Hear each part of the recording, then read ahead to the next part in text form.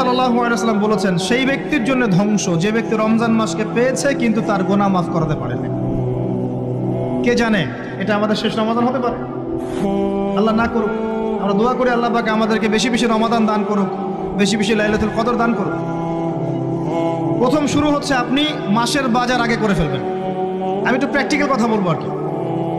আপনি রমাদান মাসের বাজার এই শাবান মাসে করে ফেলার চেষ্টা করেন, পারলে ঈদের শপিংটাও করে ফেলার চেষ্টা করেন। রমজান মাসে বেশি বাইরে যাবেন এবং টাকা পয়সা নিয়ে গিয়ে যে স্ত্রী সন্তানের হাতে দিয়ে দিবেন না, যাও বাইরে গিয়ে মার্কেটিং করে আসো, এই ভুলটা করতে যান।